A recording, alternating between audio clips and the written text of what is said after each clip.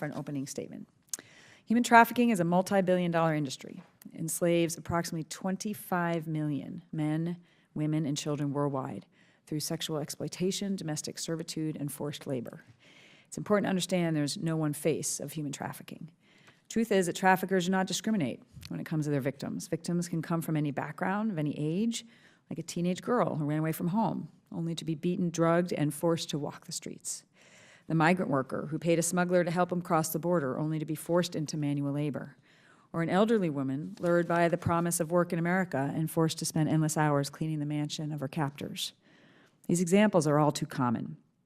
To many Americans, human trafficking may seem like a problem happening far away from home, but sadly that's not the case. During a human trafficking roundtable I led in my district back in 2015, we heard from a sex trafficking survivor named Beth Jacobs. She explained to us just how easy it was to become a victim. She was drugged at a party at the age of 16, then kidnapped and forced into prostitution. Over the course of 6 years, she was subjected to rapes, beatings, and forced commercial sex acts.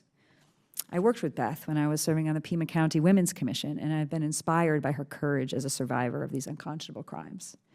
Beth's not alone, unfortunately. Just last year, the Human Trafficking Institute reported there were 783 active human trafficking cases in the U.S. federal court system involving thousands of victims. Even more alarming is the fact that more than 55% of those cases involve sex trafficking of children. Yet, as these horrific cases are uncovered in communities across the United States, many people are still surprised at how close to home they actually are. Earlier this month, 24 people were arrested in a human trafficking sting in the Phoenix area of my home state in Arizona. Some of the defendants, ranging from age 21 to 80, are facing serious charges, including aggravated luring, child sex trafficking, and money laundering. We all need to wake up, because human trafficking is happening right here in our backyards, and the victims of the tragic crimes are often hidden in plain sight. I called this hearing to shine a light on the heinous crime of human trafficking and highlight the work being done by our federal agencies who partner with state, local, and tribal governments and law enforcement agencies to eradicate human trafficking from our streets, our local businesses, and our neighborhoods. I'm proud of the steps the Department of Homeland Security, the Department of Justice, and their interagency task force partners are taking to combat all forms of human trafficking.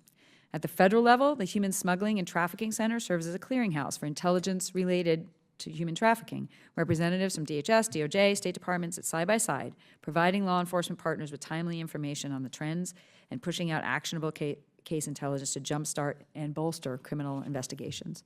Homeland Security Investigations, or HSI, within ICE, leads the Department of Homeland Security's effort on human trafficking investigations and has accounted for 1,932 criminal arrests and 812 convictions in human trafficking cases in 2017 alone.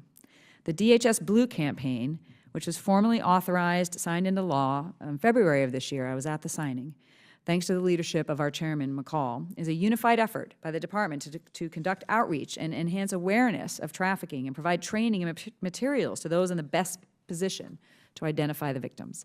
The Blue campaign works in collaboration with law enforcement, NGOs, and the private sector stakeholders to identify victims and train organizations on the indicators to look out for. DOJ plays a vital role in combating human trafficking and prosecuting those involved to the fullest extent of the law. Under the leadership of DOJ and in partnership with DHS and the State Department, the U.S. government works closely with our Mexican counterparts to develop high-impact bilateral trafficking investigations. These multifaceted prosecutions are aimed at dismantling international human trafficking networks that operate across the U.S.-Mexico border and are conducted through the U.S.-Mexico Bilateral Human Trafficking Enforcement Initiative. I look forward to hearing more about that today. Congress has made it a priority in a bipartisan way to pass legislation that would enable law enforcement, prosecutors, and other stakeholders to fight human trafficking.